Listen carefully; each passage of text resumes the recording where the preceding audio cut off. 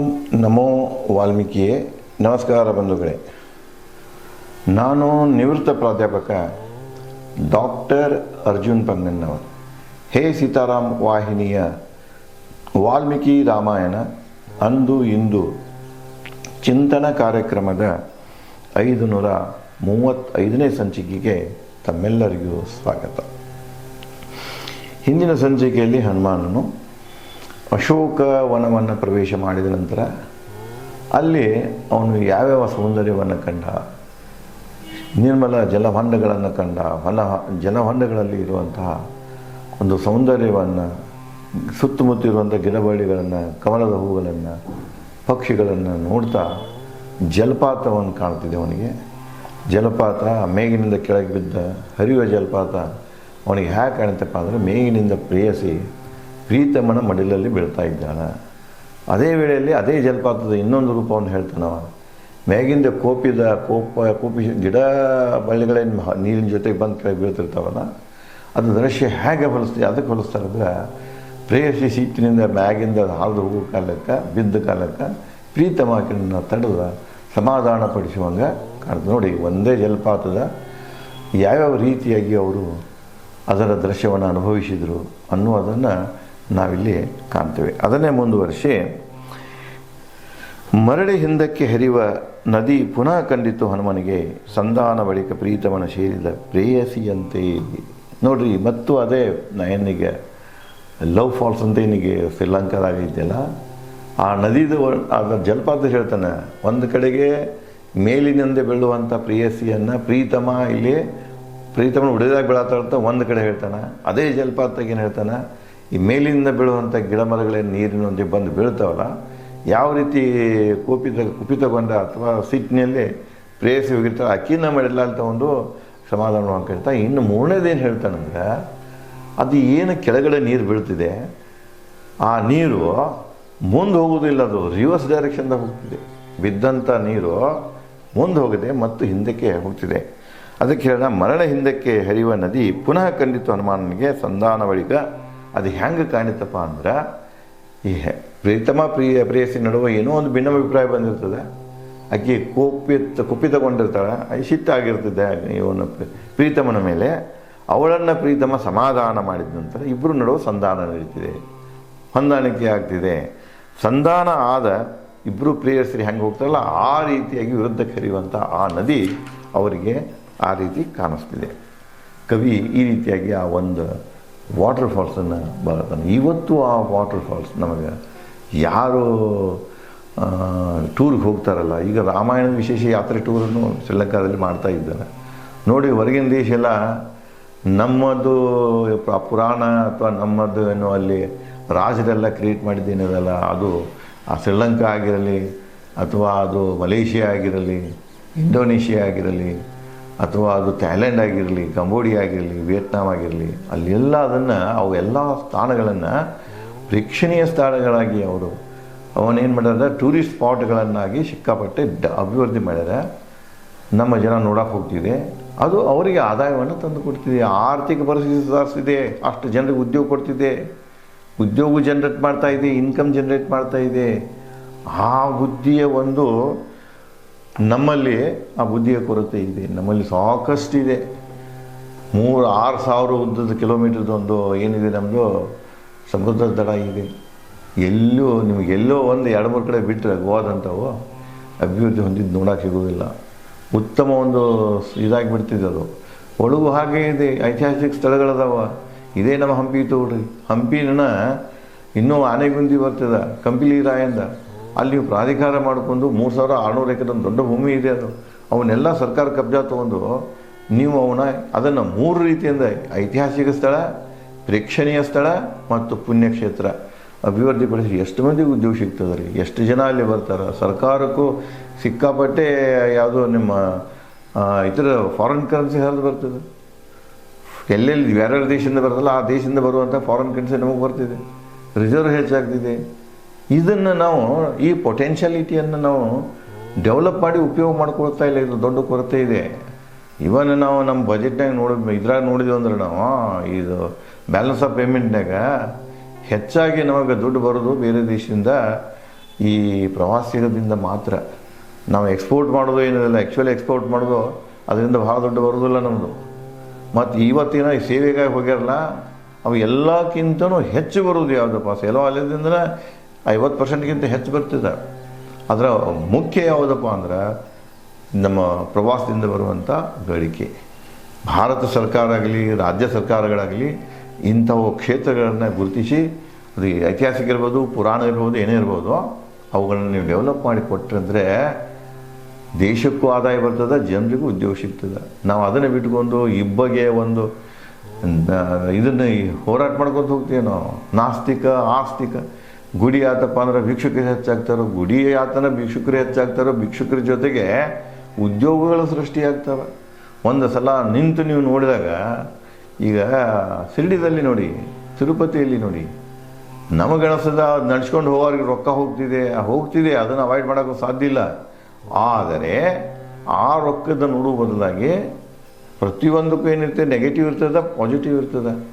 ನೆಗೆಟಿವ್ನ ignore ಮಾಡಿ ಪಾಸಿಟಿವ್ಗೆ ಬಂದುಬಿಡಿ, ಎಷ್ಟು ಜನರಿಗೆ ಉದ್ಯೋಗ ಸಿಗ್ತಿದೆ, ಅದು ಎಷ್ಟು ಜನರಿಗೆ ಆ ಉದ್ಯೋಗ ಸಿಗ್ತಿದೆ, ಆದಾಯ ಆಗ್ತಿದೆ, ಅದರ ಮೇಲೆ ಎಷ್ಟು ಕುಟುಂಬಗಳು ಬದುಕ್ತಾವ, ಇದನ್ನು ನೋಡ್ಕೊಳ್ಳಿ.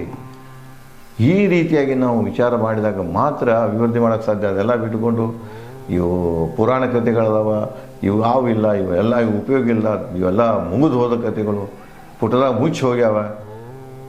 ಈ ಒಂದು ಬೋಧನೆ ಏನಿದೆಯಲ್ಲ, ಈ ಬೋಧನೆ ಸಮಾಜವನ್ನು ಅಷ್ಟೇ ಅಲ್ಲ, ಆರ್ಥಿಕ ವ್ಯವಸ್ಥೆಯನ್ನು ಕೂಡ ಹಾಳು ಮಾಡ್ತಿದೆ. ಅದಕ್ಕೆ ಸರ್ಕಾರಗಳು ತಮ್ಮ ಧೋರಣೆ ಏನೇ ಆಗಿರಲಿ, ವಾದ ಅದು ಎಡಪಂಥಿ ಆಗಲಿ, ಬಲಪಂಥಿ ಆಗಲಿ, ನಡುಪಂಥಿ ಆಗಲಿ, ಹಿಂದಿನ ಪಂಥಿ ಆಗಲಿ, ಮುಂದಿನ ಪಂಥಿ, ಯಾವುದೇ ಪಂಥಿದಾಗ ಹೋಗಾಗಲಿ, ಆದರೆ ಇದನ್ನೆಲ್ಲ ಒಂದು ತಲೆಯಾಗಿಟ್ಟುಕೊಂಡ್ರೆ ಜನರ ಹಿತದೃಷ್ಟಿಯಿಂದ ಇವುಗಳನ್ನು ಅಭಿವೃದ್ಧಿಪಡಿಸಬೇಕು. ಅದರಿಂದ ರಾಷ್ಟ್ರಕ್ಕೂ ಹಿತ ಇದೆ, ಜನರಿಗೂ ಹಿತ ಇದೆ.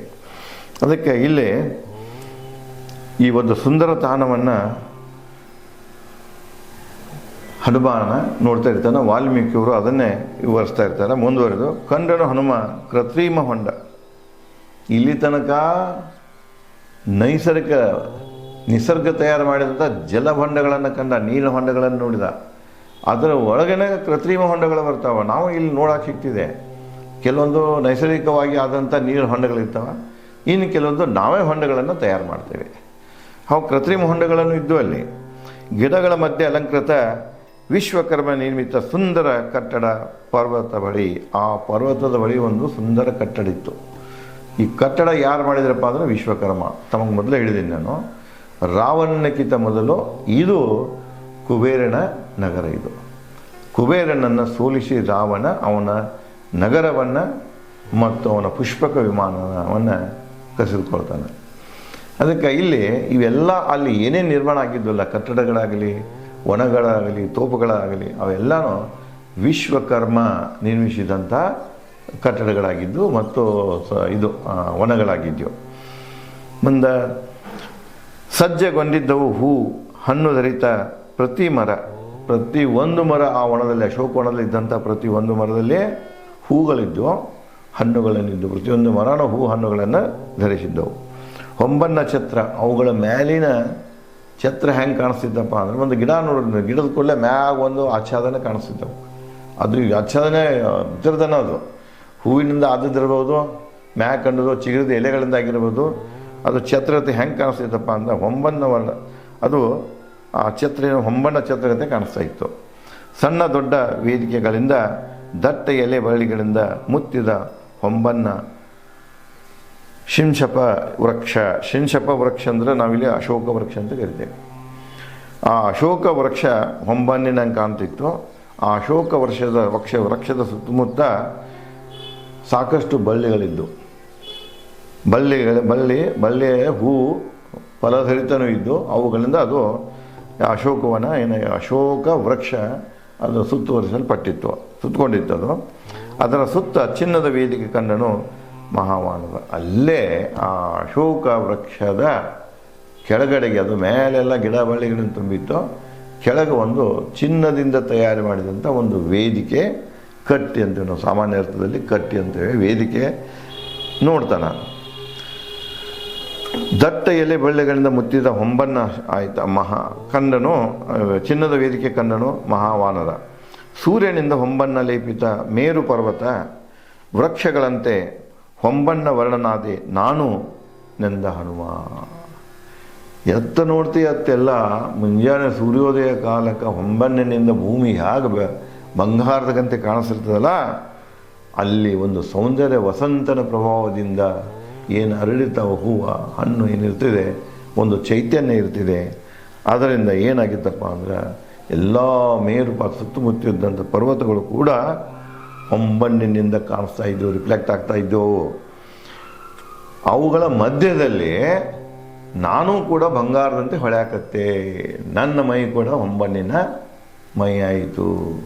ಅವುಗಳ ಒಂದು ಸೌಂದರ್ಯದ ಮಧ್ಯೆ ನನ್ನ ಸೌಂದರ್ಯವು ಹೆಚ್ಚಿತು, ನಾನು ಅವುಗಳಂತೆ ಸುಂದರನಾದೆ. ನೋಡಿ ಇವ್ರದ್ದು ಕವಿಯ ಕಲ್ಪನೆ ನೋಡಿ, ಕವಿಯ ರಚನೆ ನೋಡಿ ಆಗಿದೆ. ಮುಂದುವರೆದು ಸೂರ್ಯನಿಂದ ಹೊಂಬಣ್ಣ ಲೇಪಿತ ಮೇರು ಪರ್ವತ ವೃಕ್ಷಗಳಂತೆ ಹೊಂಬಣ್ಣ ವರ್ಣನಾದೆ ನಾನು ನೆಂದ ಹನುಮ. ಕೇಳಿ ಬರುತ್ತಿತ್ತು ಬೀಸುಗಾಳಿಗೆ ಹೊಳೆಯುವ ಗೆಜ್ಜೆನಾದ, ಶಿಂಶಪ ಮತ್ತು ಮರಗಳಿಂದ ವಿಸ್ಮಯಗೊಂಡ ಹನುಮ. ಅದ ಬೆಳೆದಾಗ ಬೀಸುಗಾಳಿಯಿಂದ ಹೊಳೆಯುವ ಗೆಜ್ಜೆನಿನಾದ, ಗೆಜ್ಜೆಗಳ ನಾದ ಕೇಳಿ ಬರ್ತಾ ಇತ್ತು. ಈ ಹೆಣ್ಮಕ್ಳು ಗೆಜ್ಜೆ ಕೆಟ್ಟಿರ್ತಾರಲ್ಲ ಕಾಣಾಗ, ಸಣ್ಣ ಗೆಜ್ಜೆ ಇರ್ಬೋದು, ದೊಡ್ಡ ಗೆಜ್ಜೆ ಇರ್ಬೋದು, ಆ ಗೆಜ್ಜೆಗಳ ನಿನಾದಕ್ಕೆ ಆ ಬೀಸುಗಾಳಿಯಿಂದ ಬರ್ತಾ ಇತ್ತು. ಶಿಂಶಕ ಅಶೋಕ ವೃಕ್ಷ ಮತ್ತು ಇತರ ವೃಕ್ಷಗಳಿಂದ ಈ ನಿನಾದ ಕೇಳಿ ಬರ್ತಾ ಇತ್ತು. ಅಂದ್ರೆ ಕವಿಗೆ ಹೆಂಗೆ ಅನಿಸ್ತಿದೆ ಅಂದ್ರೆ, ಈ ಗೆಜ್ಜೆಗಳ ನಿನಾದ ಈ ಏನು ಅಶೋಕ ವೃಕ್ಷ ಮತ್ತು ಇತರ ವೃಕ್ಷಗಳು ಹೂವಿನಿಂದ ಮತ್ತು ಇದರಿಂದ ಏನು ತುಂಬ್ಯಾವಲ್ಲ, ಅದರ ಮಧ್ಯದಿಂದನೇ ಸುಳಿದು ಬರ್ತಾ ಇದೆ ಏನೋ ಗೆಜ್ಜಿನಾದ ಅಂಥೇಳಿ ಹನುಮಾನನಿಗೆ ಭಾಸವಾಗ್ತದೆ. ಅದನ್ನು ಕೇಳಿ ಹನುಮಾನ ವಿಸ್ಮಯಗೊಳ್ತಾನೆ. ಬಲಿತರೆಂಬೆ ಕೊಂಬೆ ಎಲೆಗಳ ಹೂಗಳ ಅಂದದ ಶಿಂಶಪ ವೃಕ್ಷ ಏರಿದ ಹನುಮ ತನ್ನ ಬಲಬಾಹುಗಳ ಬಳಸಿ.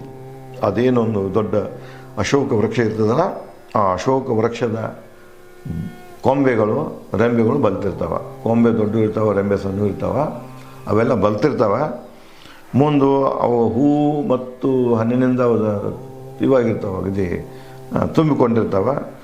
ಆ ಅಂದದ ಮಧ್ಯೆ ಆ ಅಂದವನ್ನು ಹೊಂದಿದಂತಹ ಈ ಅಶೋಕ ವೃಕ್ಷದಲ್ಲಿ ಏರ್ತಾನೆ ಹನುಮ. ಏರಿ ತನ್ನ ಬಲಬಾಹುಗಳನ್ನು, ತನ್ನ ಕೈದ ಬಲವನ್ನು ಬಳಸಿಕೊಂಡು ಆ ಮರವನ್ನು ಏರ್ತಾನೆ. ಹನುಮನ್ ನುಡಿದ, ಆ ಮರ ಏರಿದ್ದಂತ ಹನುಮಂತ ಹೇಳ್ತಾನೆ, ರಾಮದರ್ಶನ ಪ್ರಿಯ ಸೀತೆ ಅತ್ತಿತ್ತ ದುಃಖದಿ ಸುಳಿದಾಡುವುದನ್ನು ಇಲ್ಲಿಂದ ದುಷ್ಟ ರಾವಣ ಅಶೋಕವನ ಅದೆಷ್ಟು ಸುಂದರ. ಒಂದು ಮಾತು ಹೇಳ್ತಾನೆ ಹನುಮ, ಏನಂತಂದ್ರೆ, ರಾಮ ದರ್ಶನ ಪ್ರಿಯ ಸೀತೆ, ಇಲ್ಲಿಂದ ನನಗೇನಾದರೂ ಸೀತೆಯ ದರ್ಶನವಾಗಬಹುದೇ, ರಾಮನ ಪ್ರಿಯ ಸೀತೆಯ ದರ್ಶನವಾಗಬಹುದೇ. ಅತ್ತಿತ್ತ ದುಃಖದಿ ಸುಳಿದಾಡಿದವನು ಇಲ್ಲಿಂದ, ಅಲ್ಲಿಂದ ಏನು ಮಾಡಿದಂದ್ರೆ ಆ ಕಡೆ ಈ ಕಡೆ ಹೊರನಾಡಿ ಸುತ್ತಕೊಂಡ ನೋಡ್ತಿದ್ದ. ಇಲ್ಲಿಂದ ಮತ್ತು ಮುಂದುವರೆದು ಹೇಳ್ತಾನೆ, ಇಲ್ಲಿಂದ ದುಷ್ಟ ರಾವಣ ಅಶೋಕವನ ಅದೆಷ್ಟು ಸುಂದರ. ಎಲ್ಲಿ ಕೂತಿರ್ತಾನಲ್ಲ ಕೊಂಬೆ ಮ್ಯಾಗ, ಅಲ್ಲಿಂದ ಇಡೀ ಅಶೋಕವನವನ್ನು ಇನ್ನೊಂದು ಸಲ ನೋಡ್ತಾನೆ. ಈ ದುಷ್ಟ ರಾವಣನ ಅಶೋಕವನ ಎಷ್ಟು ಸುಂದರ ನೋಡಿ. ಇಲ್ಲಿ ಎರಡು ಅಪೋಸಿಟ್, ರಾವಣ ದುಷ್ಟ, ಮಾಲಕ ದುಷ್ಟ ನೀಚ, ಆದರೆ ಮಾಲಕನ ವನ ಮಾತ್ರ ಅದ್ಭುತವಾಗಿತ್ತು ಅಂತ ಹೇಳ್ತಾನೆ. ಅದೆಷ್ಟು ಸುಂದರ. ಚಂಪಕ ವಕೂಲ ಶ್ರೀಗಂಧ ವೃಕ್ಷಗಳ ಅಂದದ, ಅಲ್ಲೇ ಅವನಿಗೆ ಎದ್ದು ಕಂಡದ್ದು ಚಾಂಪಕ ವೃಕ್ಷ, ವಕೂಲ ವೃಕ್ಷ, ಶ್ರೀಗಂಧ ಇವುಗಳ ಈ ಮರಗಳ ಅಂದವನ್ನು ಕಾಣ್ತಾನೆ. ಇದೇ ರೀತಿಯಾಗಿ ಅವನು ಅಶೋಕವನದ ಸೌಂದರ್ಯವನ್ನು ಮತ್ತು ಮುಂದಿನ ಬದಲಾವಣೆಗಳನ್ನು ಬೆಳವಣಿಗೆಗಳನ್ನು ಯಾವ ರೀತಿಯಾಗಿ ವರ್ಣನೆ ಮಾಡ್ತಾರೆ ಅನ್ನೋದನ್ನು ನಾನು ತಮಗೆ ಮುಂದಿನ ಸಂಚಿಕೆಯಲ್ಲಿ ಹಂಚಿಕೊಳ್ಳುತ್ತೇನೆ. ಧನ್ಯವಾದಗಳು.